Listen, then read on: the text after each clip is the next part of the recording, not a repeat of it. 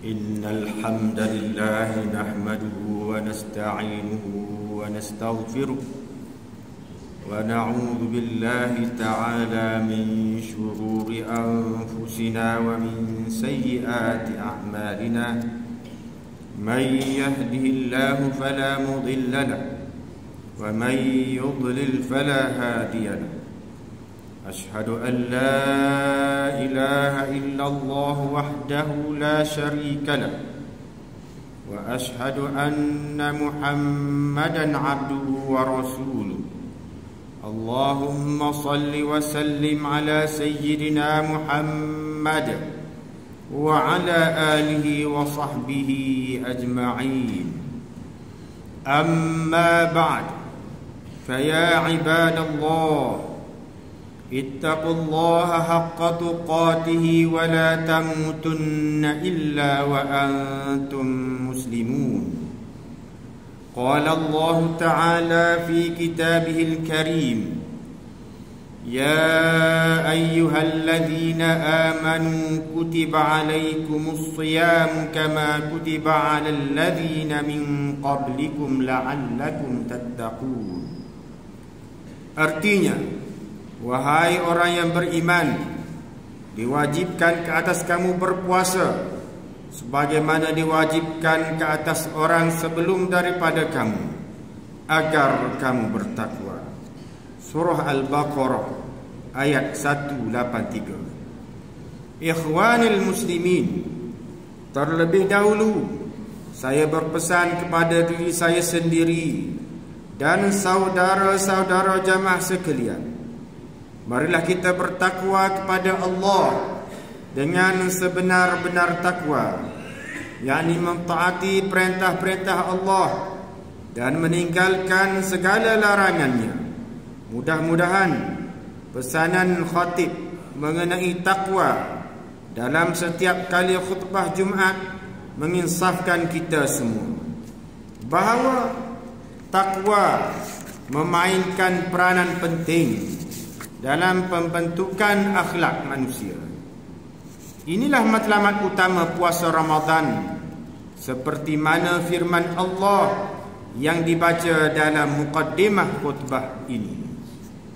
Ikhwanil muslimin, sempena kedatangan bulan Ramadan yang mulia ini, khatib ingin menarik perhatian saudara-saudara jamaah sekalian mengenai wujud kebimbangan besar di dalam hati, sama ada Allah Subhanahu wa taala menerima atau menolak ibadat puasa fardu kita.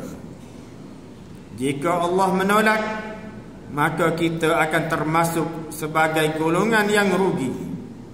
Antara tanda-tanda umum sesuatu ibadat tidak diterima Allah ialah seseorang itu mempunyai hati yang sentiasa tidak tenang, malas melakukan ibadah, mempunyai jiwa yang tercemar, akhlak yang buruk, tidak ingat Allah, tidak bersyukur, melakukan maksiat dan kufur kepada Allah.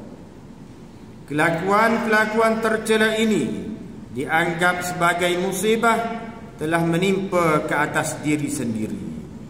Ingatlah, Ramadan adalah bulan berkat, tinggi darjatnya di sisi Allah dan Rasulnya.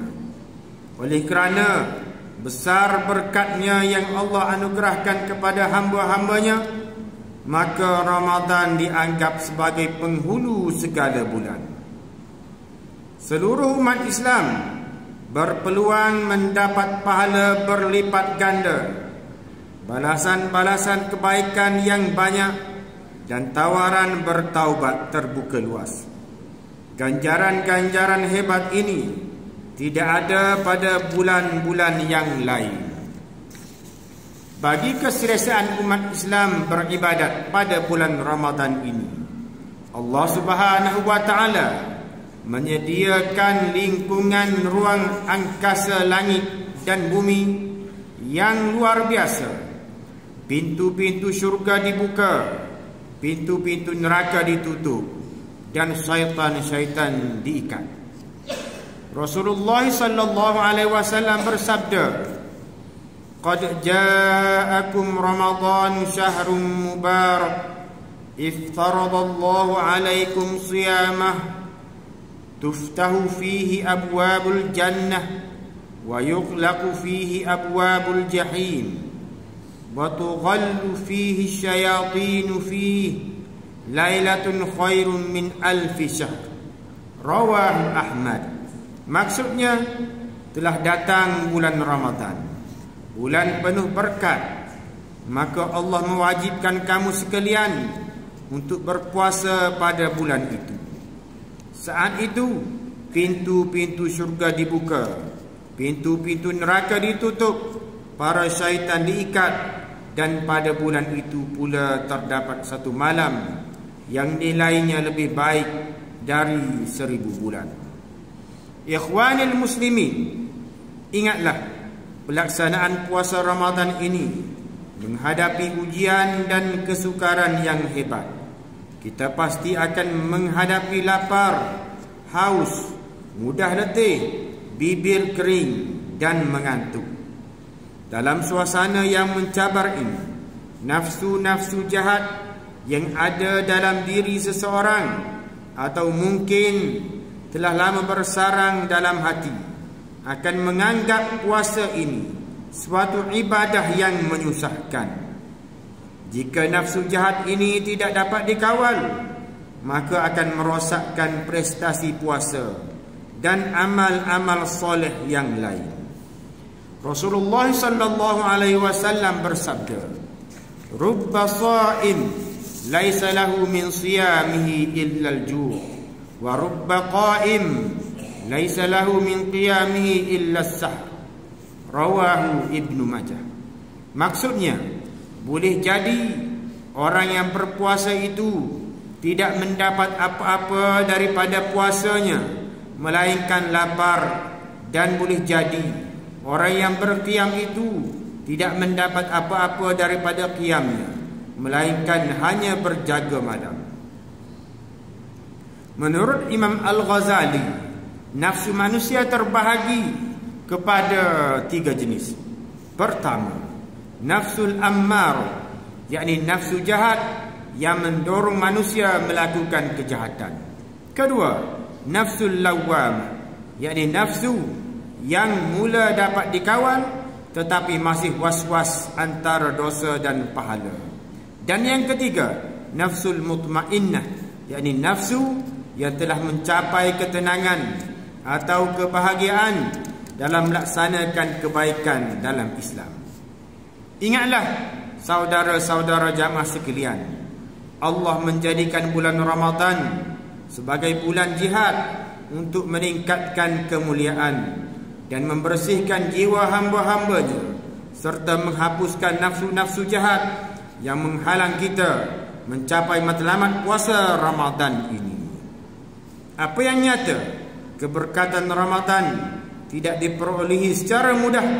Kerana itu, kita sewajarnya perlu memahami dan mendalami semua ibadah, khususnya puasa, supaya kita dapat melaksanakan dengan berkesan. Persoalan besar timbul ialah, adakah kita sudah membuat persediaan atau perancangan dari segi fizikal, mental dan batin untuk berjihad dalam bulan suci ini? Sedarlah, puasa Ramadan merupakan perancangan Allah yang penuh rahsia. Oleh itu, amat wajar kita mencontohi persediaan yang dibuat oleh orang soleh. Didapati mereka apabila tiba bulan Rajab dan Sya'ban, atau boleh jadi lebih awal lagi, orang soleh dengan perasaan amat gembira membuat persediaan bagi menentukan ibadah diterima Allah dan memperolehi sepenuhnya keberkatan Ramadan. Persediaan utama yang dilakukan ialah, yang pertama, berdoa kepada Allah Subhanahu wa taala dengan penuh harapan dan khusyuk. Mereka berdoa agar dapat menunaikan puasa Ramadan. Doa yang sering dibaca ialah, Allahumma barik lana fi Rajab wa Sya'ban wa ballighna Ramadan. Ya Allah, berkatilah kami pada bulan Rajab dan Sya'ban, dan sampaikanlah umur kami pada bulan Ramadan.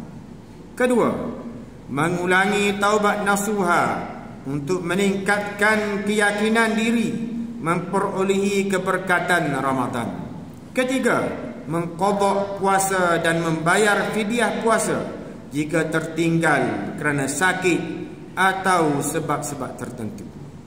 Keempat, bertemu dan bertanya dengan ulama atau orang soleh tentang pelaksanaan puasa mengikut hukum syara.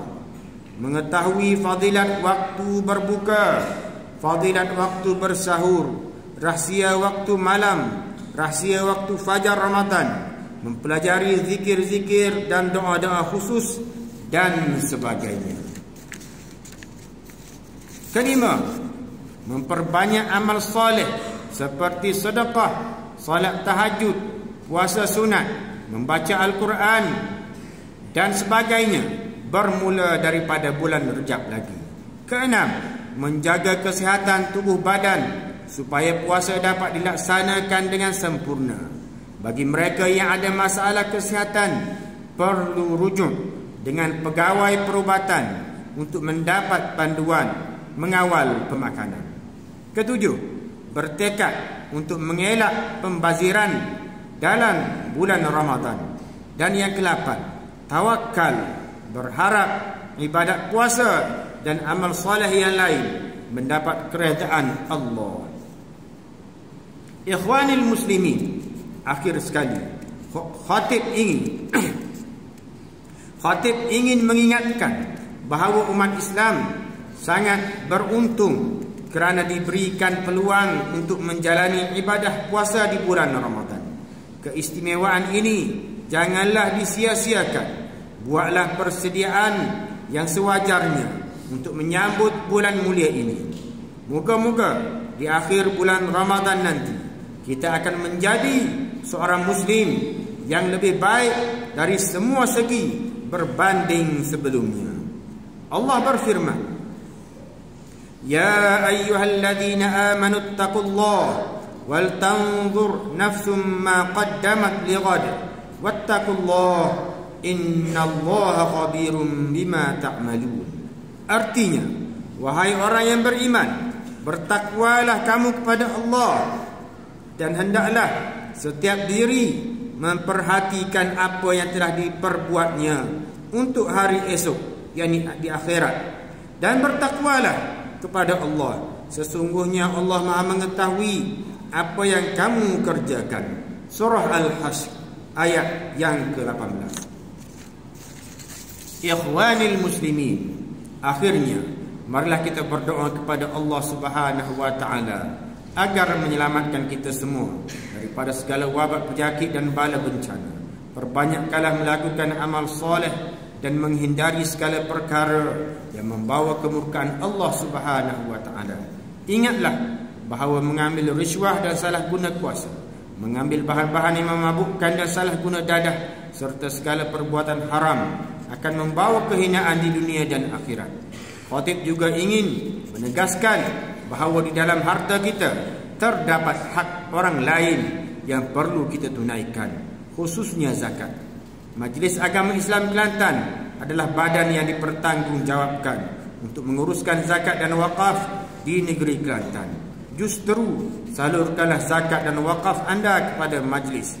Pihak majlis juga memerlukan kerjasama semua pihak untuk menyalurkan maklumat golongan yang memerlukan sekiranya diketahui, agar mereka yang kurang bernasib baik akan mendapat pembelaan sewajarnya. Marilah kita merafakkan doa agar saudara-saudara kita di Palestin pada ketika ini diberikan perlindungan, pertolongan dan keselamatan serta kemenangan. Barakallahu li wa lakum bil Qur'anil azim wa nafa'ani wa iyyakum bima fihi minal ayati wadh-dhikril hakim wa taqabbala minni wa minkum tilawatahu innahu huwas samiul alim. Aqulu qawli hadha wa astaghfirullahal azim li wa lakum wa lisairil muslimina wal muslimat wal mu'minina wal mu'minat al ahya'i minhum wal amwat fastaghfiruhu innahu huwal ghafurur rahim.